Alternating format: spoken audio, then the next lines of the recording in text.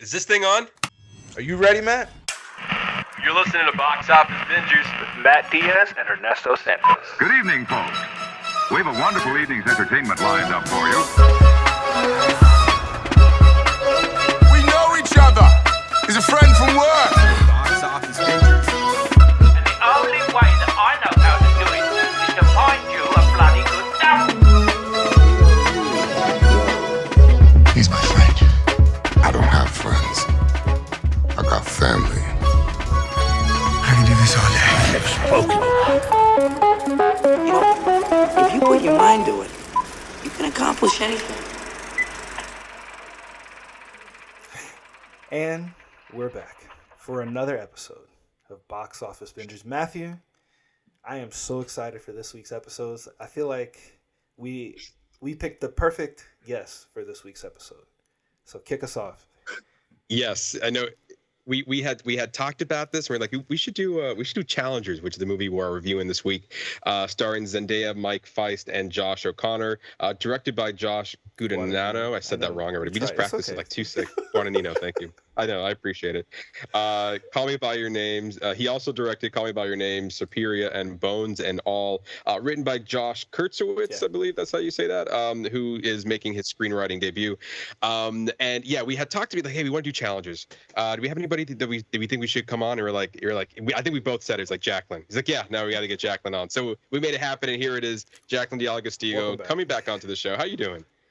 I'm good. I'm always like so happy to see you guys and chat. And I just saw this movie on Saturday. And I loved it. I have a lot of thoughts. And ironically, I'm kind of like in the tennis like vibe. I don't know if you can see, but it's a light, it's kind of like light green. It's preppy. Oh, okay. Yeah, like I just feel like I was like meant to do this episode with you guys. So I always love catching up with you guys, chatting. It's so much fun. So I'm excited to get into it and just kind of like catch up. I know we were catching up for like 20 minutes beforehand, but still like it's so good to see you guys. And the official catch up. I appreciate you having me. I mean, we love having you on. Seriously. Well, we're just, every time you say yes, like, for real? Like, you want to come back? All right. You guys are crazy. If you think about it, she's been coming back on the show for the last 3 years now, at the very least, I think. I think it was like in 21 we had you on. We did a whole season of Love is Blind. And then we did a whole season of Love is Blind. And then she kept saying yes from there. And then eventually we got her into movies because I think we did reality TV, we did documentaries, and then we were able to push her into movies. And I think the last time we had you on, we reviewed Don't Worry, Darling. That's right. Yes. That's right. Yes, so that was a minute ago. That was like right when I started this job, I feel like. No, so it was like, because I think I was like, it was Barbie. We had you on for Barbie. Oh wait, you're right. Yeah, it was Barbie. Yes, you're right. Because Barbie, I was here, but I remember the first time with Call Me by not Call Me by Your Name. I'm thinking because you just said the director. Yes. We did Don't Worry, Darling. Yeah. I saw like moving boxes in the background of my That's right. like house. That's right. Like, nightmare. Yeah, no, Barbie, which I love too, and I love this movie. I love both of them. So. Don't worry, darling. Nah, I mean, go back that's all right. But what's great because obviously you have a sports background. Obviously, we're gonna talk about that in a second. But also, like, I feel like this is a perfect movie to have you on for because it has a mix of the sports drama and then the drama that's happening when they're not on the court, and it's a mix of both. Where it's like this is Jaclyn's movie right here. Like this is her. I can see her walking. I can see her walking down the hall to that like, Trent Reznor score. I don't know, like literally, which like I do kind of have like beef with that for the end of the movie, which we can get to. Like I'm like, is this ever gonna end? Like the last like 5 minutes of the movie, I'm like, are you kidding? All right. And I'll save it. But yeah. I also love Zendaya too. Like she can do absolutely no wrong in my eyes. Although her character here obviously bugged me. And I keep like jumping the gun. She's but ready. I love this movie. She's ready. She's ready. She's always ready every time she comes on. So I'm glad you guys thought of me. That's all I have to say. I'm glad you thought about me for this movie because I did enjoy it. Before we dive into our spoiler review of Challengers, we want to just catch up with you. It's been a minute. I think Barbie was in July. June or July of last year, I believe. Yeah. Yeah. So how have you been? How's CBS Sports? I know you've been over there for a little bit now, and I know we see you on Instagram. Yeah. You're traveling quite a bit. So Yeah. You guys know I'm really annoying on Instagram. Like, I love Instagram. I'm always blowing up your feed, so probably like, girls, give it a rest. No, I can't believe I was making a face because I can't believe Barbie was last summer. Yeah. yeah. Like, what? Like, that's insane. It feels like it was like 2 months ago. That's insane. Yeah, anyways, CBS Sports is really, really good. I still can't believe it's my job to like talk about sports. It's literally the dream, and I sound like a broken record, but it really is. And I was just telling you guys before we started, so my older brother got married, which was like the best day ever, a month ago now. And so it's been a crazy couple of weeks. So we like had his wedding, and then I flew straight from Orlando. His wedding was in Winter Park, actually. So I flew straight from there to Phoenix to do 2 days worth of shows for our streaming platforms. So like went to the game and everything. It was sick. And the last time I was there, I was in college. Like last time I went to a Final Four, I was in college with the Gators. So it was my senior year, and I was on the dance team. Gators made it to the Final Four. It was like their first time since they had, I think like since 06, 07, when they ended up winning it all. In 2010, they did not win it all. They lost, but still like the Final Four was really a really cool experience. And I remember like being there and seeing all the broadcasting, because you're part of like, they do commercials with you, and you're in the background, you know, shaking your palms in front of all of the sideline things. And I remember thinking like, wow, I wonder if I'll ever be able to do that. Like, that would be so cool, you know, like that, if I could just, of course you have like your doubts, but I'm like, maybe one day, but probably not. And so it was a cool full circle moment to be back in it on the other side, and just like, see, you know what I mean? Like kind of realizing like, hey, I did get to do this, and that's, and just like recognizing that that's a really cool thing. Because we don't always give ourselves kudos, you know, like we were just chatting about like, I haven't seen you guys in a year and so much has changed for all three of us, but it's hard to like enjoy the space that you're in, you know what I mean? And like you get so caught up in the hamster wheel, and it's so busy, but it was a nice way to kind of pause and think about, you know, where you came from, where you are, and that. So it was like really cool, not to get all sappy. That's a great point, and everything, though. I mean, you bring up a great point. It was, yeah, like it was just, that was really cool. And then after that, I went to New York to MC an event, the Sullivan Awards. So that was like 2 weeks later. I got to interview Caitlin Clark, which is like always exciting. She's done so much for the game of women's basketball. It's like unreal.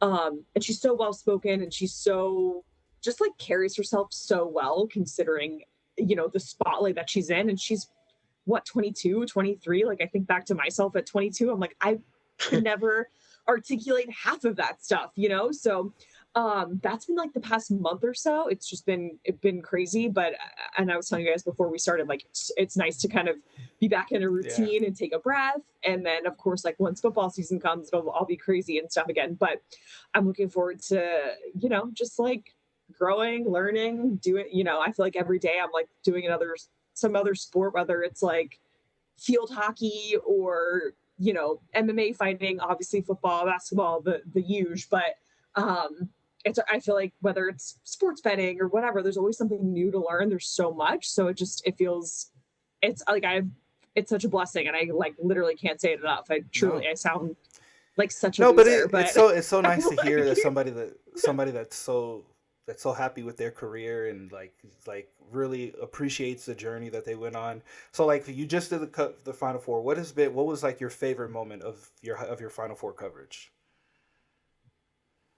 Ooh, I think honestly, like doing the actual show at FanFest. So my shows were Sunday and Monday, the national championship game. So it was kind of like the in between. So the Final Four games were Saturday, like early evening, Saturday night, and then I had a Sunday morning show, and then a Monday show. And it was at the FanFest in the convention center, like previewing the national championship matchup. So I think the very first day was my favorite because it was so loud. There's like a mini basketball court behind us, and it's like complete chaos that's happening all around you.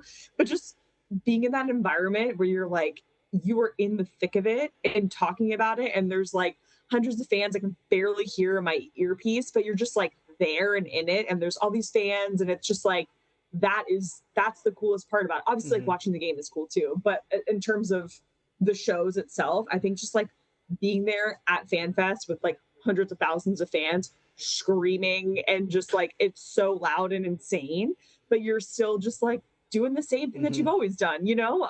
I think that's like was a cool moment.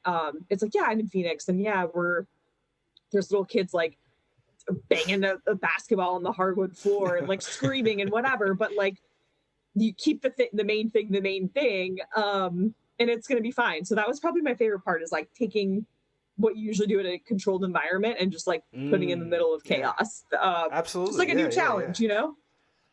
Yeah. Yeah, I definitely feel like you've had plenty of challenges along the way. It's much like our challengers for the movie we were about to talk about. Thank you. Making a right turn. So funny. Yeah, but you did there. Seriously, thank you. But seriously, really, congratulations. I know that when you left Wesh and you went on to do CBS Sports, like once you said that, and this was now 2 years ago, I was like, this is a perfect place for Jaclyn to be, because you were kind of doing it all at Wesh anyway, but then sometimes you even covered sports, and that like and also you were very in your element when you were talking about sports anyway. So the fact that now you're over there, you're doing that, you're learning every day, and that's what we kind of hope for when we have a career. Like, we do want to make sure that we are in a position where we're not stuck in doing, like, if we're doing the same thing over and over again, at least hopefully you're learning something along the way, or if there's room for growth every couple of months, that you don't feel like you're stagnant in one particular position in a career. So it seems like that, I mean, Al, the last few weeks that you were just describing, seems like it's keeping you busy in a good way. Yeah, it's been the best. And I will say too, like, it's so easy in any career. Like, if you do the same thing, you're like in a box, right? Like, oh, and maybe we've talked about this before, I don't know, but like you're the graphics producer, and like that's who you are. Or like you're a AP, and like that's who you are. You're the weather person or meteorologist, and like that's all you can, that's what you are. And I feel like it's easy to get like caught in that, and you're like doing the motions and stuff, right? But I think it's so important to let that define what you want to do, what you're passionate about, or what you like. Like, if like, hey, if I'm a producer and I want to be on air, like, I'm gonna do my damned hardest to figure it out, and you can put me in a box, but screw you, I'm gonna do whatever I want anyways. It's just like it's just, I think it's so easy because we're like in this culture of like 9 to 5, this Monday through Friday, like doing the same steps over and over again, and you get so comfortable and used to it and whatever. But I just feel like you can make any job work for you to get you to where you want to go. You just have to maybe get a little creative sometimes, and that's okay. And you meet great people along the way. Like, literally, we had such a good group at Wesh, and most of them are still there. Matt and I are not, but like Ernesto, like, I kept in touch with you guys for 2 years after the fact, and like that's what it's all about, right? Like, that's literally the best part of TV. Just like, and like in TV, there's this culture. I mean, it's not really a culture, it's just kind of necessary. You hop around from one market to the next, and that's kind of how it goes until you find a place that you like. But like, that's kind of the best part too, because you meet so many cool people. And I still talk to people from Cincinnati when I work there on a daily basis. I haven't worked there in 6 or 7 years, so that's the best part about it. So all that to say, I'm happy to be back here with you guys, and I'll do it every time you ask me. You heard it here, folks. We just locked her in. Yes. Yeah. For the next time. She's coming back next week. She didn't know that. Yeah. She said yes. Series regular now. Yeah, but seriously, congratulations on everything you've been doing so far. Hopefully, we want to continue to grow. And next time when you come back on, we would like to hear more stories. Oh my gosh, thank you guys. Whatever great adventure you have. You're going to regret that. You're going to be like, dude, we got to get to the pod. We're going to have to do a part 2. A part 2, yeah. But with that, let's get into it. Let's dive into our spoiler review of Challengers. Jaclyn, you already hit the ground running with it, so let's get started. Your thoughts on the movie? Okay, so before I even saw the movie, like I saw Zendaya and all the press, and I love Zendaya. I just saw Dune 2. You guys might be shocked by that, but I did see it in IMAX. Nice. I did. Nice. I fell asleep for like 10 minutes. I was really tired. Right. That's okay. We forgive you with that. It's a long movie. It's a long movie, and I went like Friday after work at like 8 p.m., like an 8:30 showing or something. So it was like a little much, but it was actually really good. And I didn't see Dune 1. Like, my boyfriend really wanted to see it. He's like really into it. He loved it. And I was like, yeah, I'll go, whatever. I loved it. Not even having seen the first one. Anywho, Zendaya is such a good actress. Like, I've seen her in Euphoria, of course. And then in Dune 2 and this, she just is so dynamic and she can play so many different roles. And she's beautiful. Like, and then you'll see her in like Spider-Man or whatever. It's just like, whatever the role is, she just somehow captures it so perfectly. That I love anything she's in. So when I saw she was in it, that was like, and I saw these previews, like a year ago at this point. I'm like, I'm going to go watch that because I love Zendaya. And so all the press around it, like all of her outfits, the heels with the tennis ball, like it was just so on the nose and on theme that I appreciate that. And so I think she's like a fashion icon and she slays every look. And I don't know when you're releasing this episode, but the Met Ball or the Met Gala is tonight. And I think she's one of the hosts. So I'm excited to see what her Met Gala outfit is. I think by the time you release this, it'll probably be all over the internet. But But I don't know. I'm just excited. So anywho, all that I like could not stand her character. Like I loved Tashi. Is it Tashi? Tashi was her name, right?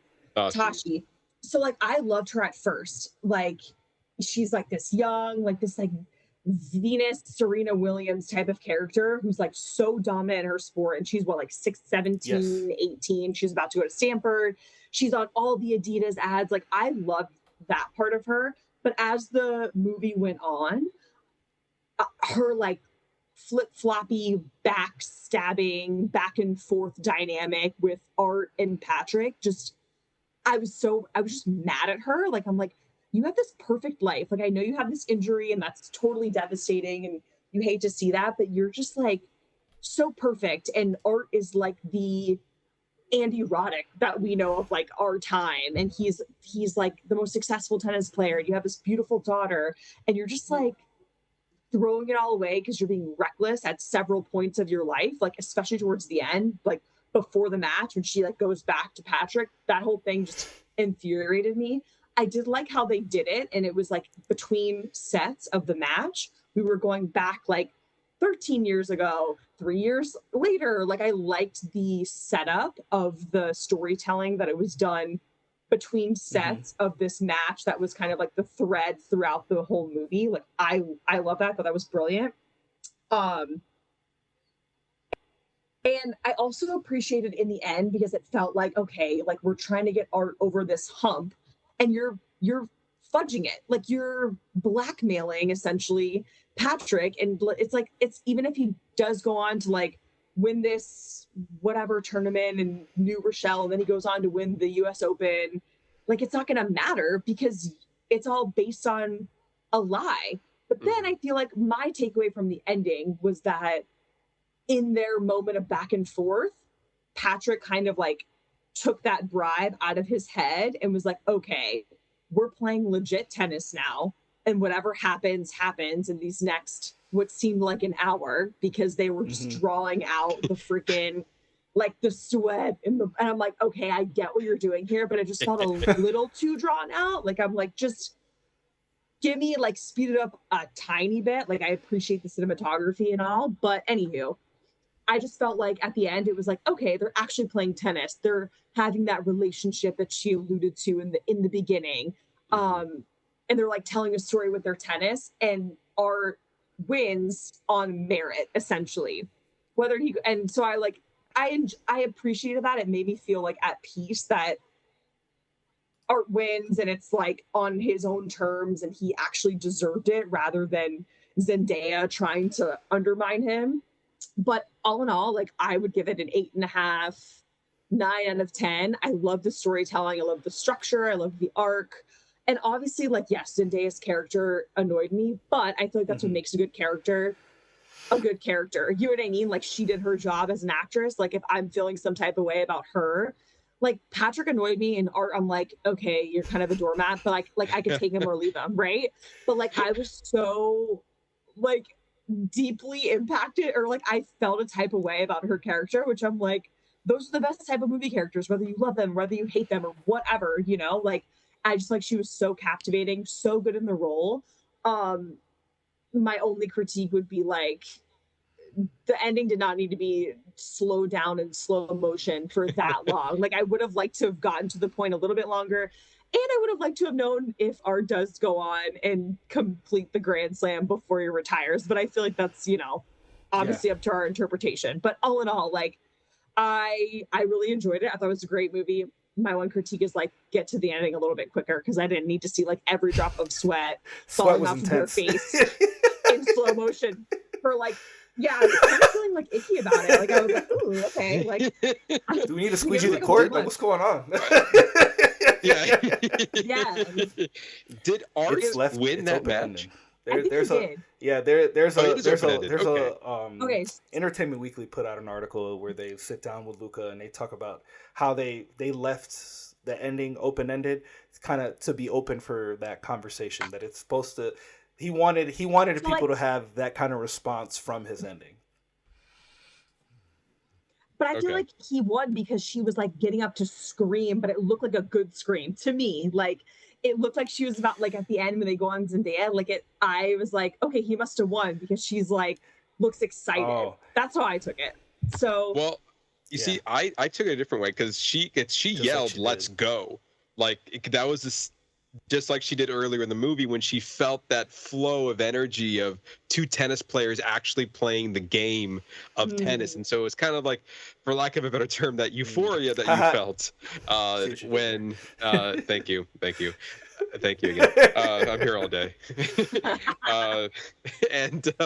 Like she had that visceral reaction of, like, we just played a good game of tennis, a good match of tennis, and she just yelled, "Let's go!" And then the same thing happened at the very end of the movie when they're having that volley back and forth, and then she's like, now that's the game of tennis. And it almost felt like that. Pretty much this whole movie was like, they should, instead of called Challenger, they should have just called it, you know, when Art gets his groove back, because that's literally the whole point of this movie, was making sure that he's like, oh, I can't play tennis, and Daya's like, you know, get over it, play the game, and he's like, no, I don't want to do it anymore, I suck. And then all of a sudden they go this back and forth, and like, I can play tennis now, and that was the whole point of the movie for me, which was great, and any result. But Ernesto, what about your thoughts? Okay. I think the premise of this movie. No, I don't think it's bad by any means. All three actors. I think that they acted very well together. I think that it was a very well constructed story. I see the love for the way that the story structure, but for me, it was like, if you wanted me to care about this match, then I need to know all this fucked up information before we start the match, or at least a little bit more interchange. Like, I don't know. I wanted more. I guess for me, I just wanted more of a linear story. But I understood. But I respect what he did. Like, literally, even in the flashbacks, like, whoever won in the match, they went back to a moment where that person won in that moment. Like, it's still even like when Patrick, when he wins her. After she hurts herself, I think either before or after, it cuts to him winning a point in that match. So I understood that, and I think the way they set it up is like, they left it very in your face. The only thing that Tashi loves is tennis, because she said it from the very beginning.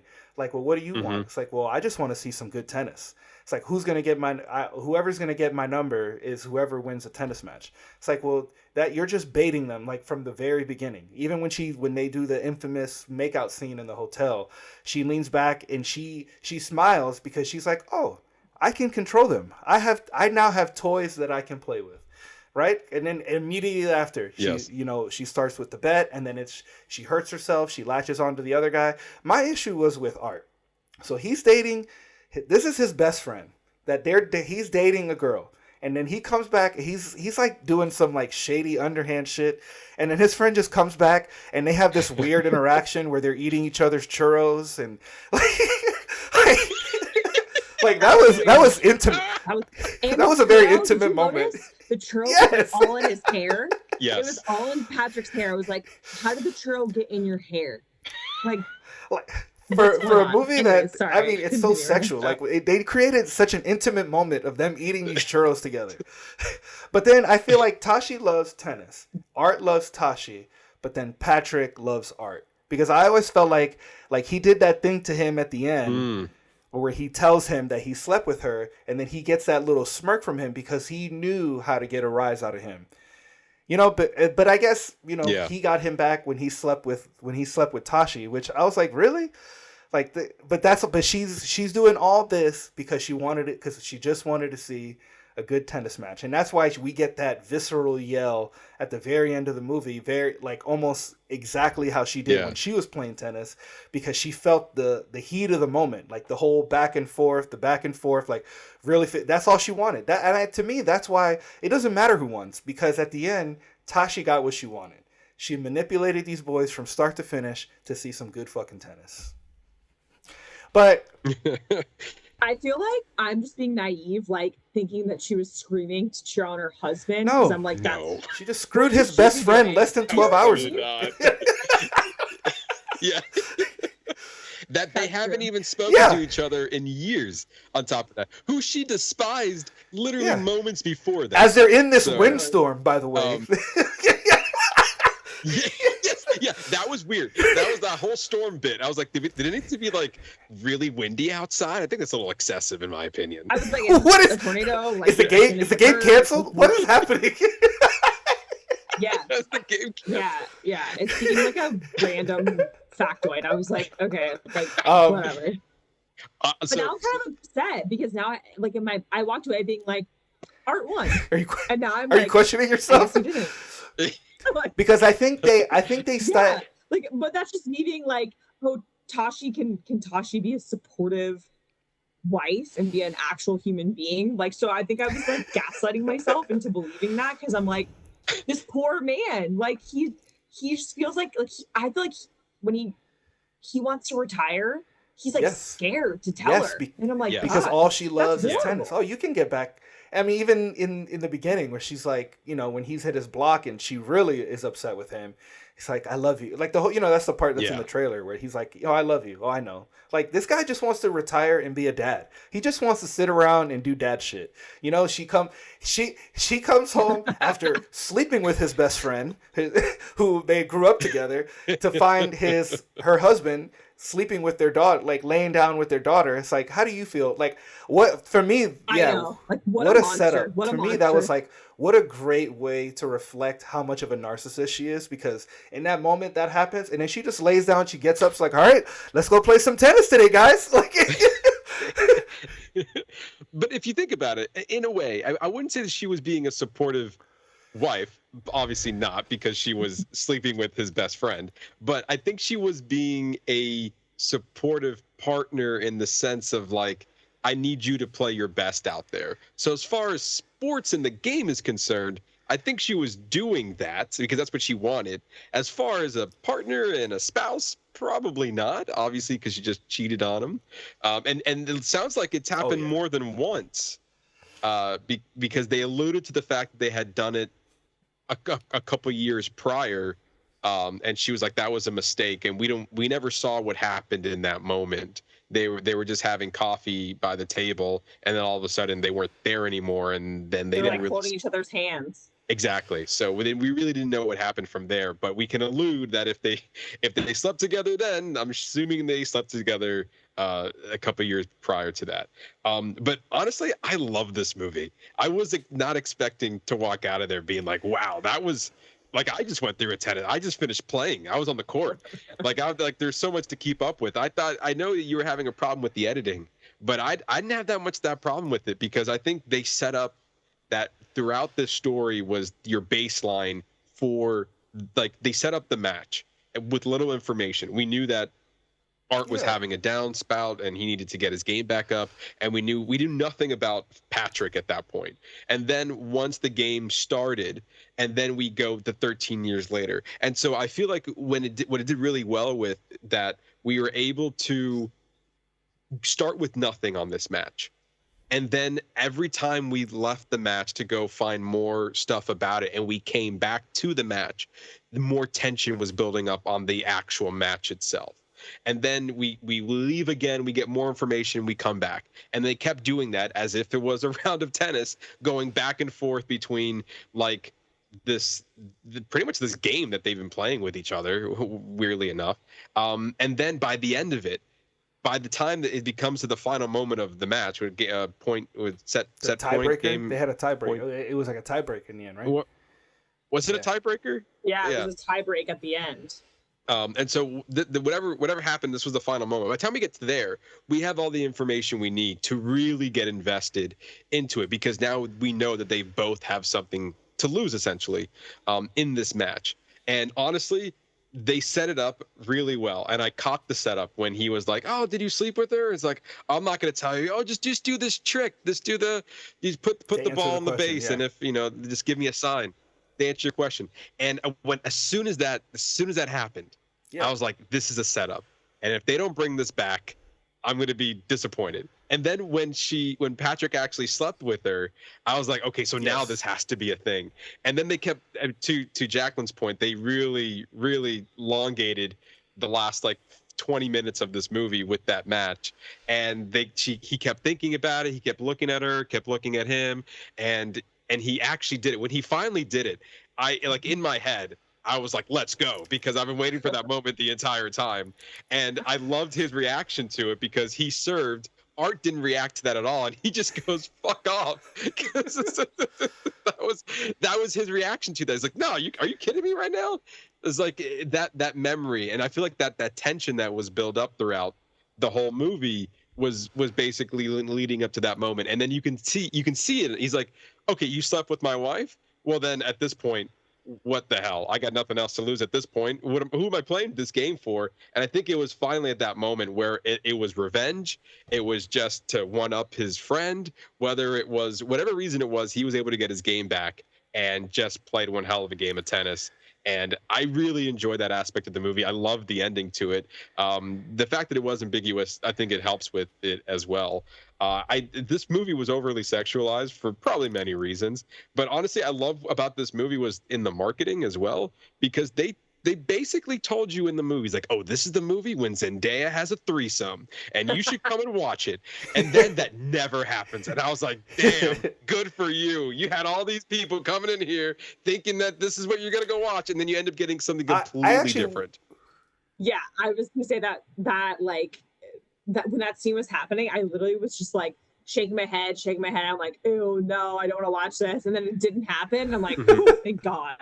No. Sorry to cut you off. I was just, just adding to your point. What I appreciate about this movie is that, like, they hype it as a very sexualized movie, almost like, like Fatal, Attraction, Basic Instinct, like movies like that. But it was there, but it didn't need or have any full nudity or any like actual sex scenes. But there was so much sexual tension built up in so many different scenes. I mean, even oddly enough, that weird churro scene, you get like this weird bromantic sexual tension between Patrick and Art. And I just thought it was so strange. Like, he's calling him out for trying to hit on his girlfriend, and they're just like weirdly, like, seductively eating each other's churros. It was just strange scene. Or even, I mean, the makeout scene, or even, the scene of them at the coffee table, that whole setup, like, it's all implied. Like, you don't need to see it happen on screen to necessarily get the vibe of what's happening in the movie. And I feel like some of the makeout scenes or the churro scene, they were just like a little too drawn out. Like, I'm like, all right, I get what's happening here. Like, let's move it along, because I want to know what happens with Art. Like, is he gonna retire? It, like, I had so many questions pertaining to like the task at hand that I feel like a lot of these like makeout scenes or whatever were just like so drawn out, or they're like sitting on the floor drinking a beer, like leading up to the the infamous like thing. And I'm like, okay, like, let's get this show on the road. But then because is it the same director as Call Me By Your Name? Yes.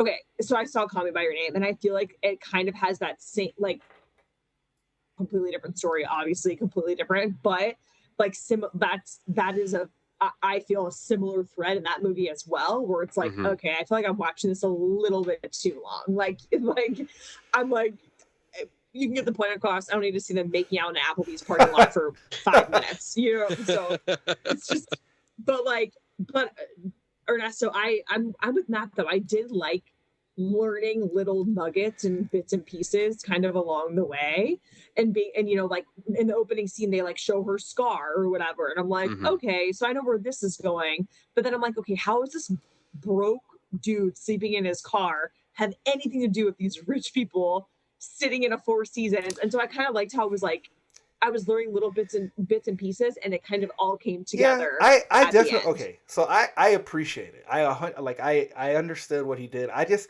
I just wanted more, and I felt like I would have cared more about the tennis match if I had all the information going in, and then we could have had like a full action sequence of the tennis match. But I get it. I respect it. I'm here for it. Yeah, I think. Go ahead. I was just gonna say, it just reiterates like how long a friggin' tennis match is in real life. Because I don't know if you're like, it's. I feel like every time I'm watching tennis, because they have like the Miami. It's called the Miami Open, I think. I'm like blanking. Whatever. It's down here once a year. I went last year and saw Coco Gauff, and I'm like, I don't know how she's still standing, because literally one match, I'm like tired just watching her. So I'm like, yeah props, because it literally does take 2 years sometimes. Yeah, and like I said, I do like that we were gaining that information, and I don't think it ever. I think that helped me get more invested into the match itself, because when we were there, I think at those moments when they were going back and forth, the tension was being built on the last piece of information that we just had before. So in the case of, I think in one scene we saw Zendaya get an injury, and then she was never able to get back to her fullest potential as a tennis player. So then when we cut back to the match, we see the back and forth of that, and we see her kind of just sitting there, kind of observing it, kind of just being bored.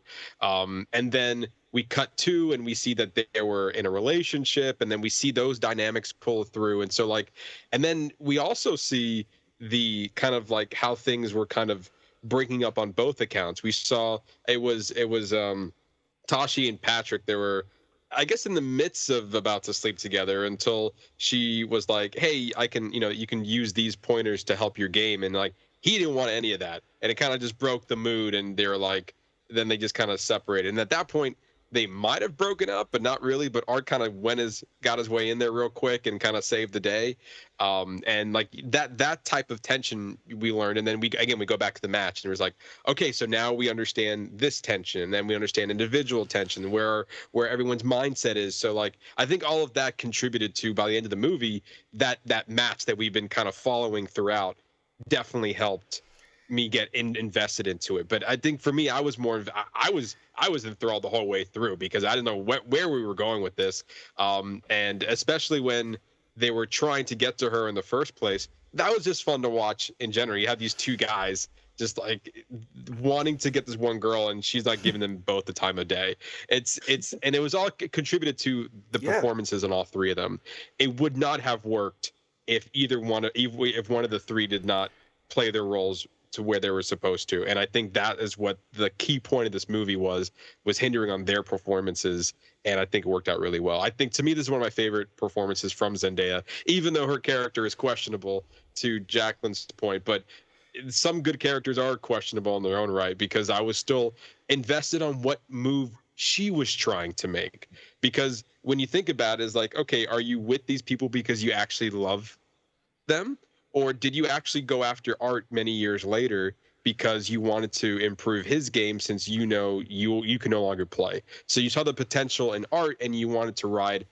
He's like, you can ride that success, and kind of going off of like, well, he loves me, and I know that, so I'm just going to use that to my advantage to kind of go up the tennis ranks. I think for me, there. I just really wanted to know. I wanted to know more about Zendaya. I get it.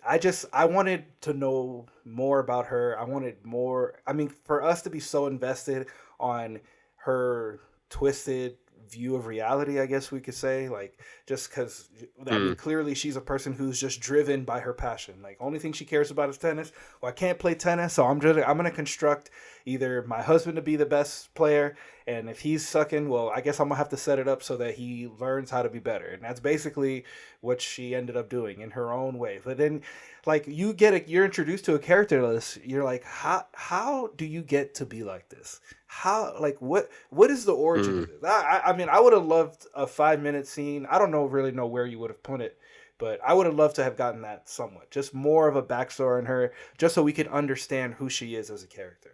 To maybe understand why she does make the decisions that she makes.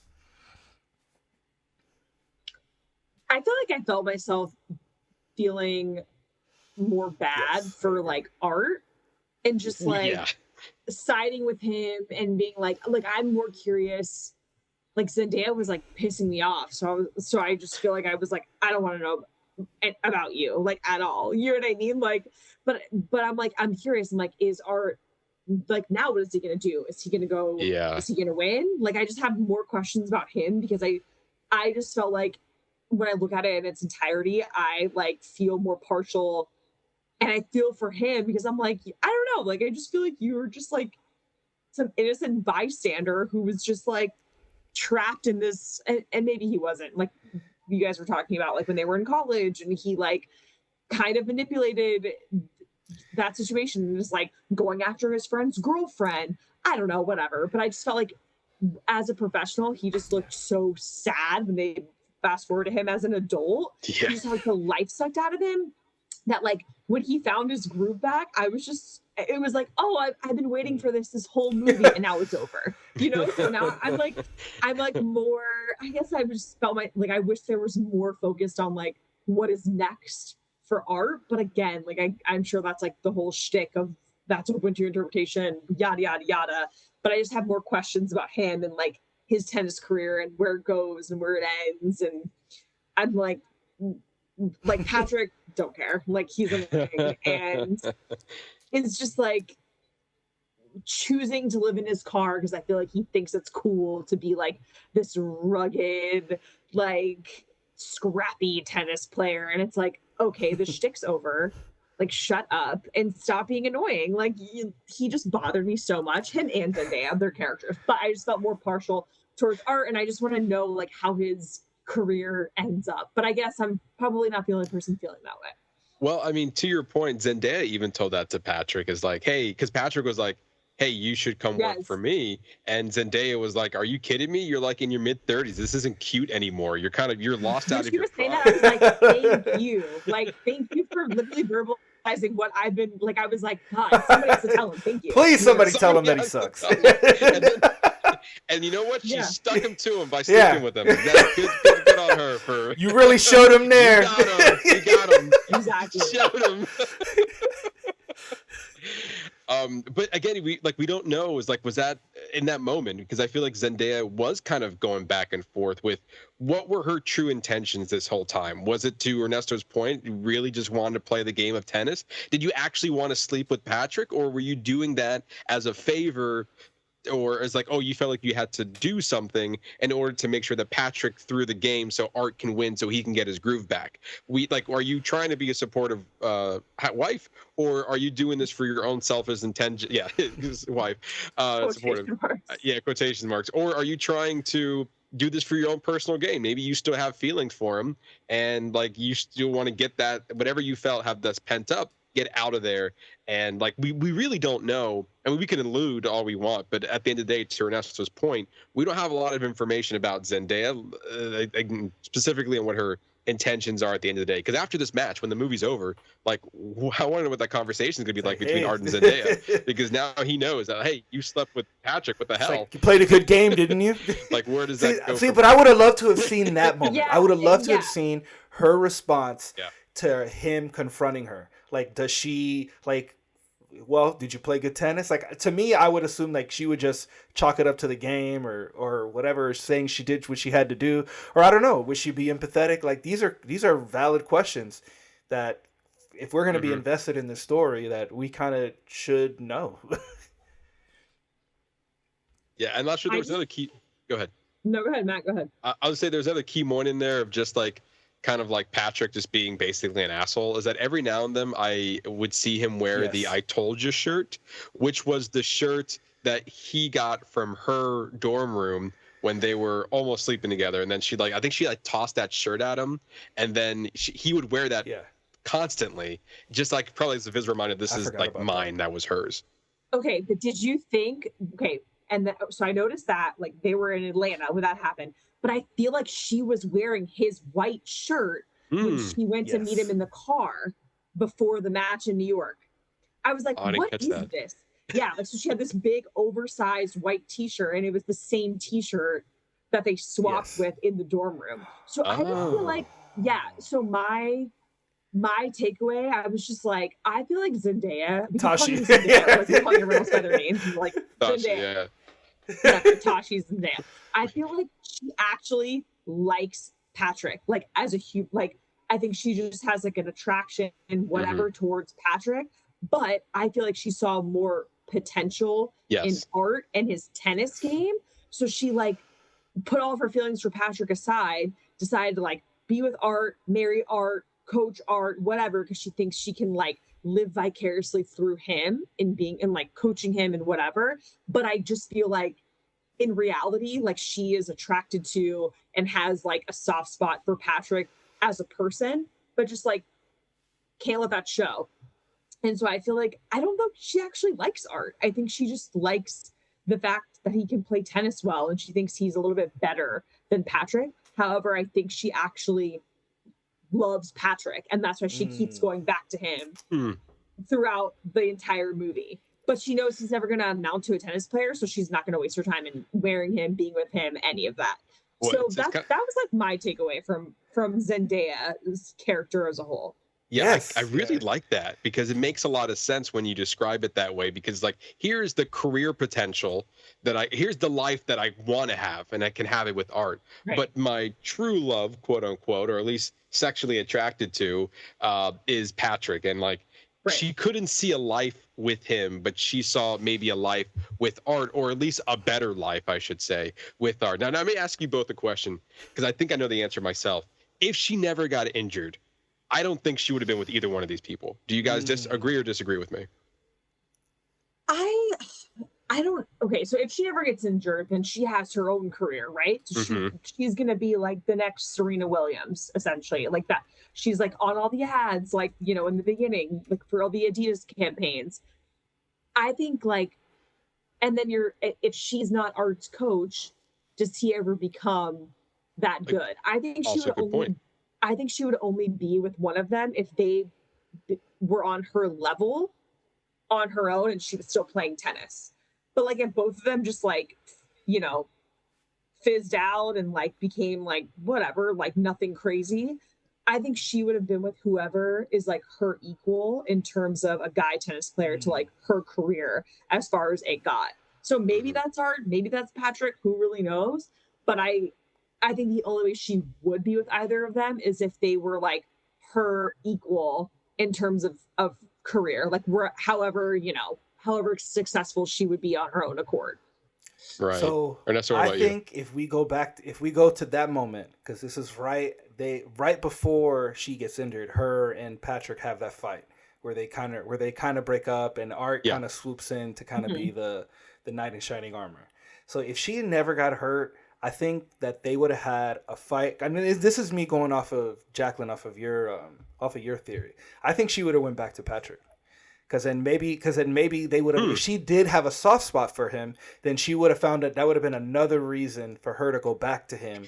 And she's young, so she would have tried to go back and tried to work it out, and possibly tried to work it out, because he is at that point he was still young enough where she could have tried to mold him into the player that she wanted to. I mean, she was still playing them back and forth, so who's to say that after that she couldn't find a way to go back, or find a way to another moment for them to pit them against each other. I don't know. I'm leaning more towards her going back to Patrick if she never got hurt.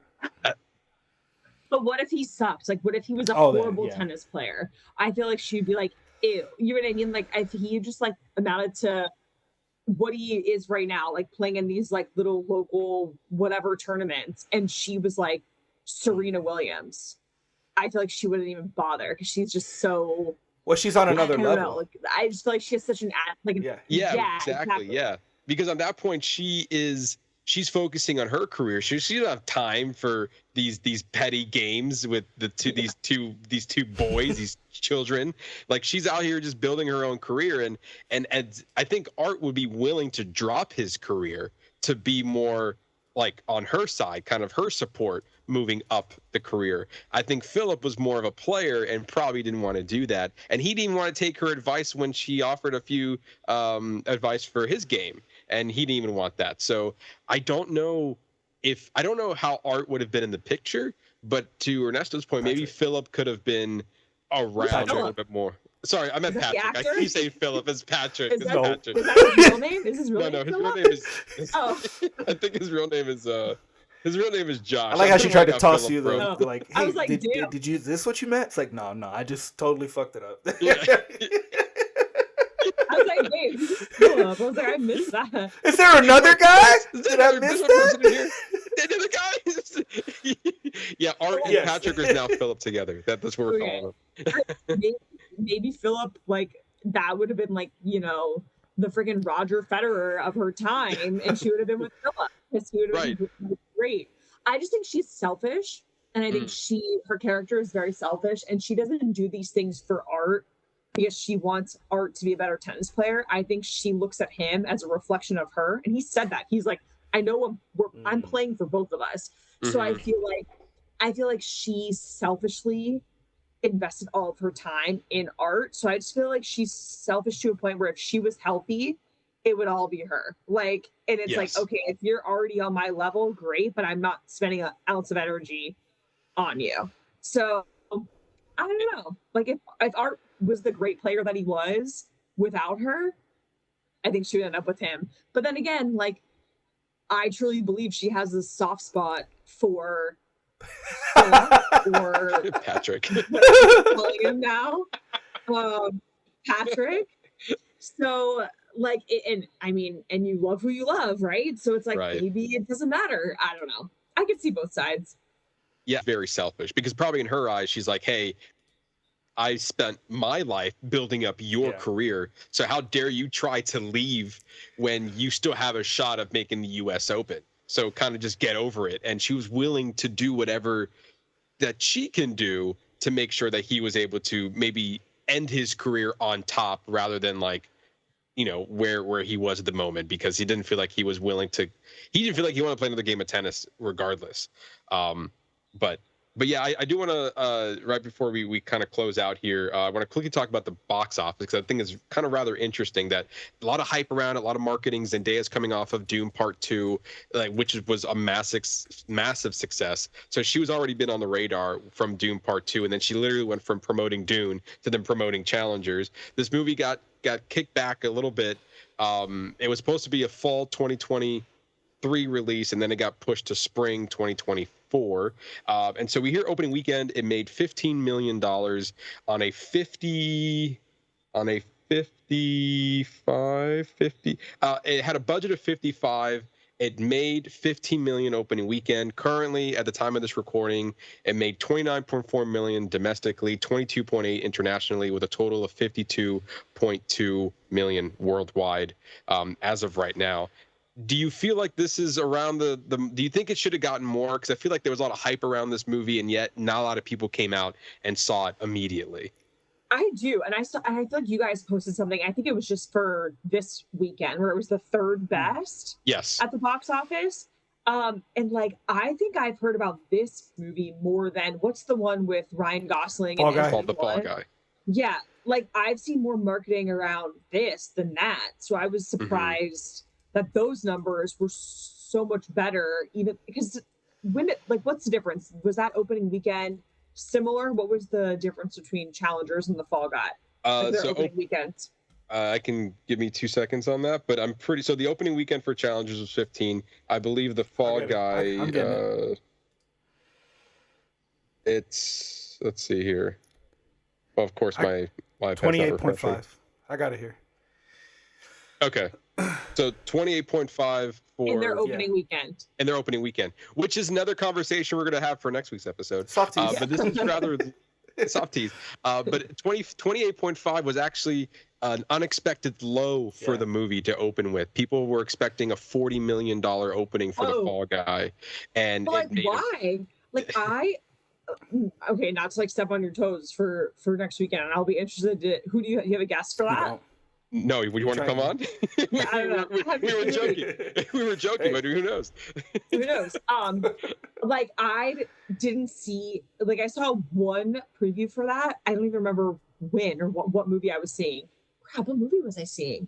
Oh my gosh, I'm trying to think of what I saw before. Oh my gosh, it's gonna drop. Maybe it was Dune. Was it Dune? Dune, yeah. I think it was Dune.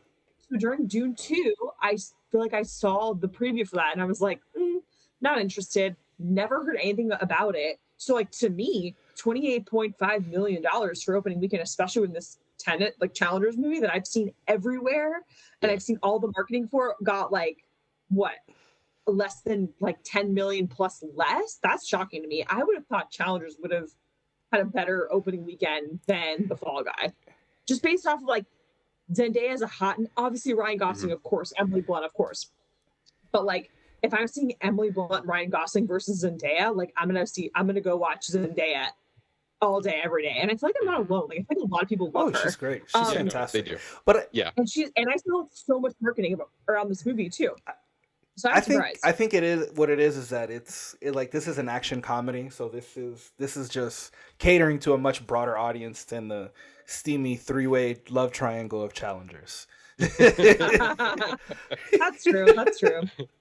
And kind of going off of that, like I do agree with you. I think Challengers should have had a larger opening than it did. That's why when I saw it, I was like, wow, that seems rather low. I mean, it still got #1 and it wasn't really going up against anything at that time. So I figured this was a right time for people who really wanted to see Zendaya on the big screen, and probably one of her first. I mean, Dune Part 2, she was definitely in a lead in that role. But then some could say this is like Timothée Chalamet was like #1 billing. I feel like Zendaya in this movie, as you can see in the poster, was clearly #1 billing on this. So like this was her movie, and I feel like a lot of support would have gone out toward that. And I feel like 15.1 or 15.2 was it 15.2 million opening weekend just seems a little low to me. Granted, now a week later it opened at #3. It came behind The Phantom Menace, which was on a 25-year re-release that got more money than Zendaya than Challengers. Is that Star Wars?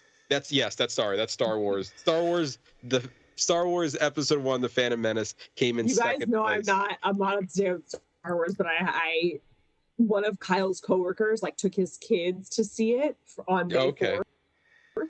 And so he was talking about it. He was showing me videos of them like in with the lightsabers. See? Yeah. And they were like all dressed up, and I was like, oh, that's cool. Like they're like a part of something. Otherwise, I would have no idea what you're talking about. Yes, apparently, as well as your friend, a lot of people went to go see Phantom Menace on the re-release for celebrating its 25 years on May the 4th. So very smart marketing on Lucasfilm's part and Disney's part, because it beat out Challengers in the second week. Challengers made an additional 7.6 million. Phantom Menace made 8.1 with The Fall Guy with 28.5 million. So yeah, I just feel like a lot more people would have came out to this. I do think that, give it a couple months when it goes on to streaming and at home, I think a lot more people are going to see it. A lot more people are going to be talking about it. But yeah, just kind of shocking with this box office numbers. But it looks like it's going to make back a small profit regardless. But with all that, Jaclyn, your final thoughts on the movie?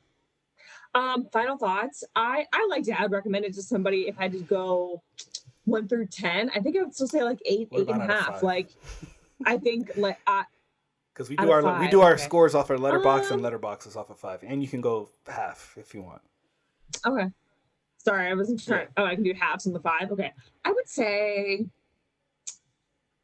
somewhere between a 3.5 and a 4. Because a 4 seems like really high, and I feel like it's very rare you give like a perfect 5, right? So like, I would say like 3.5 to 4, leaning towards the 4 side, because I liked it. I liked it a lot. I just feel like there were parts that were like really drawn out that didn't need to be drawn out. And I would have liked a little bit more tennis than like making out in an Applebee's parking lot, you know, like a little bit more like tennis backstory. And I don't love the cliffhangers at the end, like open to interpretation. Like I was coming on this podcast, like full belief that Art won, and I'm like, shit, he did it. Like, you know what I mean? So I'm kind of like, shit, I thought he won, but I think that's me just like gaslighting myself because I'm trying to like make sense of Zendaya as a wife and like being a good person to Art. But whatever. I don't know. I think once she slept with Patrick, and that was a confirmation on our own eyes, she was no longer like the supportive wife in that scenario. She was no longer the I think she's a good person. Like I don't think so anymore. She crossed that bridge. So yeah, I would say 3.5 to 4. I enjoyed it, and I liked the way it was structured and how he got little bits and pieces, and we did flashbacks and forwards and so forth.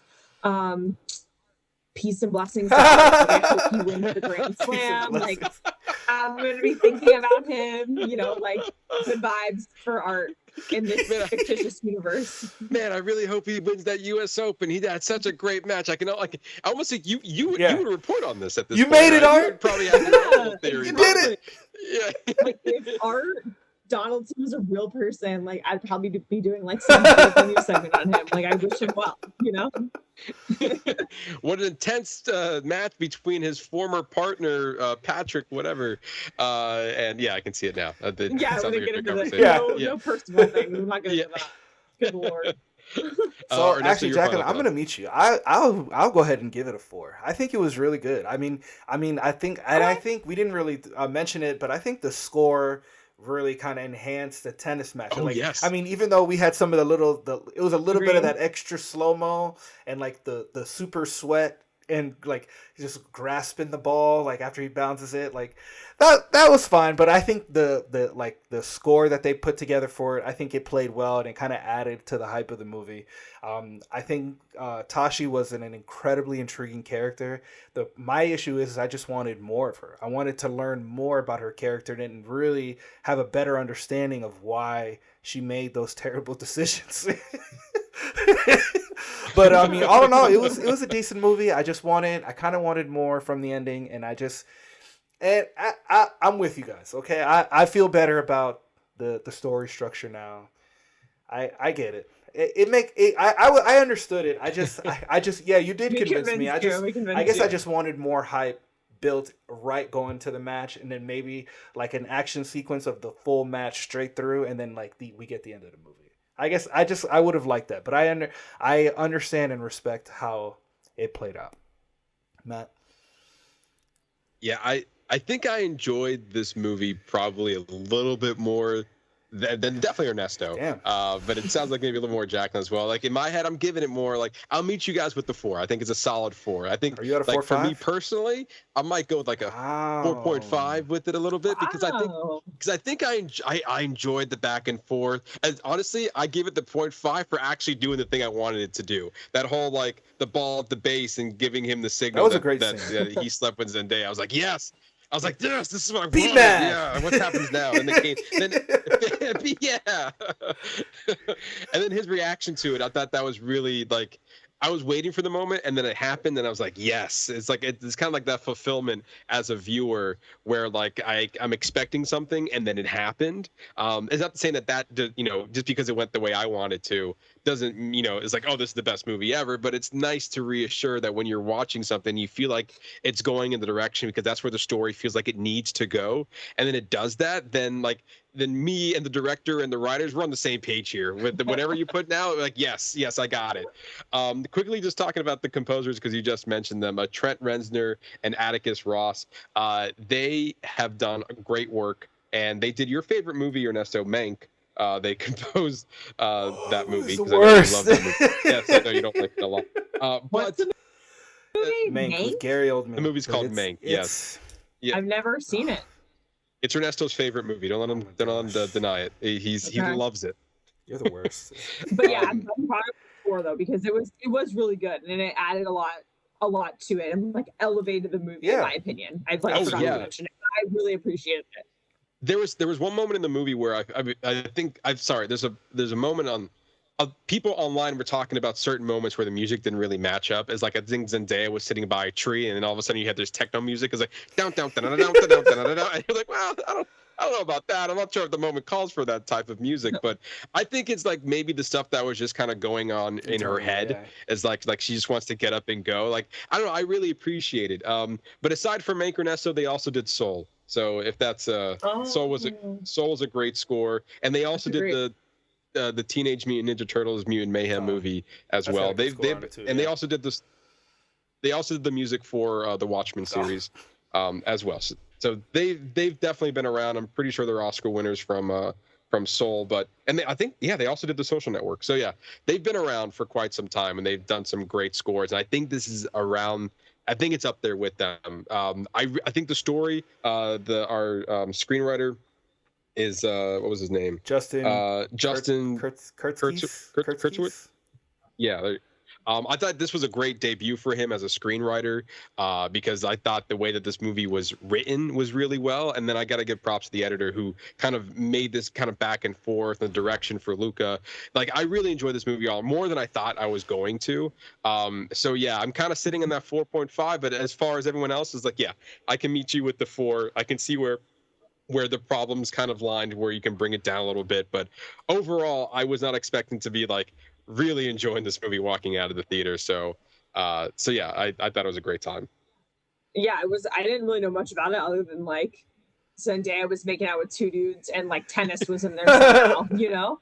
So yeah. I was like, I didn't really do much research, which I kind of like that. I kind of like going in blind, just taking it for what it is. That way I'm not like biased or have any other thoughts. Like I'm like, okay, I've seen the preview. I'm just going to go watch it. But I agree. I think it was all in all, like, I really enjoyed it. And yeah, it was a lot shorter than Dune. Yeah, definitely. It was shorter than Dune. Also, I have heard some people talking about some early Oscar potentials for challengers, primarily with the score and Zendaya's performance. So we have another year away to see if that comes to fruition. But I am curious to see if this can stay in people's minds over a year from now for the next award season. But I mean, I think it has a good shot if, depending what else comes out this year. I hope so, because I think it's fun whenever, like, because a lot of the times Oscar winning movies, they're either like aesthetically pleasing or it's like kind of bigger picture and it's just like the messaging and artistic, but it's not always the movies that people like to go see and just like from a viewer perspective, like enjoyed watching. So like I missed when the Oscars were more reflective of like the movies that people actually wanted to see versus like whether it's like the messaging or it's this really long, like indie, like artsy movie, you know what I mean? So I actually enjoyed watching this. So I'm like, and I don't think Zendaya has an Oscar, right? Like she has an Emmy. She has not. I don't think she's ever been nominated for an Oscar, so she would. Yeah, so that'd be amazing. Yeah, this and Dune, I think she has a good chance of getting it for one of the two. Yeah, for sure. But I will say, over the last 2 years, the Best Picture winners was Everything Everywhere All at Once was 2 years ago, and then Oppenheimer was this year. So, those movies are definitely more universally known than the other movies in the past, where it's like I've never heard that movie before. Right. Or if it was like best, I remember it was like a couple years ago, it was like the 3 billboards on the side of Billings, Montana, which like I did enjoy that movie, but I think Margot Robbie was nominated for I, Tonya that same year for Best Actress. I'm like, dude, she killed that. Like, and I love that movie. Like, I just felt like more of a movie that everyone was going to see. But whatever, all that to say is that like I would love that for Zendaya because I think she's incredibly talented and deserves it through and through. Yeah, I think as far as her career, this is, I think, as of right now, especially since she doesn't have much coming out in the immediate future, this could be a good shot for her to maybe nab an Oscar. But of course, time will tell on that one. But there you go. That's our spoiler review on Challengers. Jaclyn, thank you again for joining us. It's always a pleasure to have you on the show. We had so much fun even before we started recording. As we're recording, it's so much fun to have you on. Thank you for keep saying yes. And this Can't was wait so to much get you fun. back on for the next one, whatever that's gonna be. Yeah, whatever. Yeah. It could be. Let me know. I'll shoot you my schedule. No, thank you guys so much. It's so much fun because like it's just fun to talk about something different too. I don't like get to talk about movies all the time, and I feel like since COVID, I've almost become like more of a movie goer. I used to not go Excellent. at all, and then like after COVID, when I couldn't go, and then I'm like, oh, whatever. It's just like something to do. What like it's just like, and there's certain movies that I feel like you need to see in the theater. Like I feel like Dune is a perfect example of that. It's just like even Oppenheimer. So it's just become like a thing that I've done over the last like 2 or 3 years, more so than I usually have. So it's nice to like a change of pace, and it's always nice to see you guys again and chat with you. I love being here, and I'll do it as many times as you want me to do it. And you're becoming slightly of a movie person because first of all you follow the page and you reference the movie weekend box office in which you saw it from us, and therefore you mentioned it. So I know you're paying attention, which is very much appreciated. And you're like, oh, you know what? I have a slight interest. I can read that real quick and then move on. So as long as you got a small interest in it, well, I can see that. I think we're changing it very slowly, but it's there. Yeah, and for everyone listening too, I always still to this day, if I'm needing something to watch, I will go to your monthly new releases, your post that is by streaming service, and I look through it every month, I swear to God, because I'm like, what's new on Hulu, Netflix, Paramount Plus, like, because it's just all in one place. It's so helpful. So I love following you guys. If you're listening, you should follow as well. Shameless plug for my guys. Yeah. Oh, thank you, Ernesto. If you don't mind, she's doing a better job than I am of throwing up all of our social media channels. If you want more from us, as always, you can follow us all right there. Perfect segue. Yes, exactly. On our Facebook, YouTube, and TikTok page at Box Office Bingers, our X and Letterboxd page at Box Office Binger, and our Threads and Instagram page at _Bingers, where like Jaclyn, she found all what's new to streaming. There is a post that we do every month, as well as every Friday we'll tell you what's new to streaming. As well as just now we did movie showdown Mondays every Monday. There's so much fun stuff over there. You can see our lovely faces on our TikTok, our Facebook, our YouTube, and our Instagram page. So. And I keep forgetting about that one. I think we need to put like a little graphics. Okay. I keep forgetting about that one. For you. Yes, it's on. Thank you. Spotify, on Spodcasters. There's also a video link over there. You can also see us from there. So there's no shortage on where you can find us. We really do appreciate everyone who is following. And if you're not, it sounds like you're missing out because Jaclyn has been using this for years as a source. So she's with it. Literally. Ernesto, very quickly tell our listeners we're looking forward to next week. Next week we were talking about it earlier. We are going to be reviewing Ryan Gosling and Emily Blunt's new movie, Fall Guy. It's meant to be like a love letter to stunt work and stunt men or stunt men and women in the industry. So I think it's gonna be fine. I think it'll be fun. I think it'll be a fun movie. So I'm excited to check it out. I'm not expecting I'm not expecting like Oppenheimer when I go watch this, but I think it's gonna be a fun summer blockbuster. Yeah, I'll give you a little tease because I actually right before we recorded today, I saw the movie, and I will say it is definitely a love letter to stunt performers. I'll that's where I'll leave it there. That's enough for at least me to watch. So, I mean, stunt performers need all the love they can get because people don't realize how dangerous their job actually is. And the fact that Tom Cruise doesn't have one is also freaking insane. Well, yes, it is very much par for the course for Tom Cruise. And who knows, if we're lucky, maybe even Jaclyn will come on next week, and for a movie she didn't even want to see, and now she might go see it, and then she can come back next week and say, you know what, guys, it wasn't for me, and then give us all the reasons why she didn't like the movie. But you have to come back next week to find out whether Jaclyn comes back, but you'll find out our review regardless. Anyway. What a fun episode this has been. Thank you, everyone, for listening. We really do appreciate it. And for watching. Come back next week for more Movie Fun You're Not Going to Regret. And for that, I've been your host, Ernesto Santos. See ya.